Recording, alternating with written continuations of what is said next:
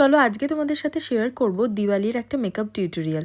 ভিডিওটা একদম শেষ অবধি দেখতে থাকো। আর তারই সাথে শেয়ার করব তোমাদের সাথে বেশ কটা মেকআপ টিপস, যেগুলো তোমাদের জন্য অনেকটা হেল্পফুল হবে। টিপস নাম্বার 1 হচ্ছে, যাদের সোয়েট প্রবলেম খুব থাকে, তোমরা যখন সিটিএম করবে ময়শ্চারাইজারটা তোমরা স্কিপ করে দিতে পারো। Nose area, upper lip area, এই জায়গাগুলো কিন্তু অনেকেরই সোয়েট আসে, তো সেই জায়গাগুলো তোমরা স্কিপ করে দিতে পারো। ডাইরেক্ট প্রাইমার দিয়ে মেকআপটা তোমরা স্টার্ট করতে পারো।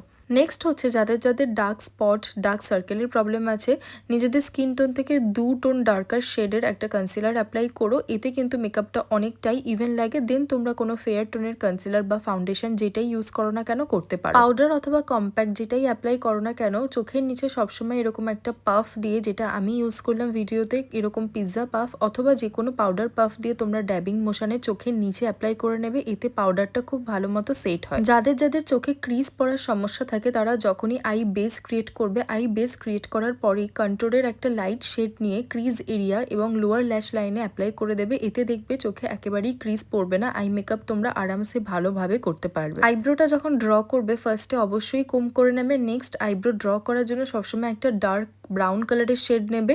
সেটা তোমরা আইশ্যাডোর প্যালেট থেকেও নিতে পারো অথবা কোনো আইব্রো পমেট থেকেও নিতে পারো। আই মেকআপের খুব ইম্পর্টেন্ট একটা পার্ট, সেটা হচ্ছে ব্রোবোন হাইলাইট করা। ব্রোবোন তোমরা যখনই হাইলাইট করবে, সবসময় ফিঙ্গার দিয়ে আরেকবার করে ব্লেন্ড করে নেবে। এতে একটা ফিনিশিং লুক দেয়। এই টিপসগুলো ফলো করে তোমরা মেকআপ করলে তোমাদের মেকআপের ফিনিশিং কিন্তু অনেকটাই আগের থেকে বেটার হয়ে যাবে। তোমাদের যদি আজকের এই টিপসগুলো ভালো লেগে থাকে, সেটা আমাকে অবশ্যই কমেন্ট করে জানিও। আর তোমাদের যদি এরকম ভিডিও দেখতে ভালো লাগে, সেটাও আমাকে জানিও। আমি তোমাদের সাথে আরো অনেক রকম টিপস শেয়ার করব। আর সামনেই দিওয়ালি, তো তোমরা দিওয়ালির জন্য কিন্তু এই মেকআপ লুকটা ইজিলি ট্রাই করে দেখতে পারো বাড়িতে। আজকের কিন্তু টিউটোরিয়ালটা আমি একটু অন্যরকম করেছি, মানে লুকটা একটু গর্জাস রাখার চেষ্টা করেছি।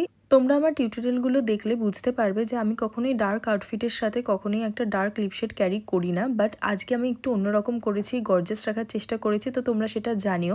ফার্স্টে আমি একটা ডার্ক পিঙ্ক শেড অ্যাপ্লাই করেছিলাম, তার ওপরে এলফ কসমেটিক্সের একটা গ্লস দিয়েছি।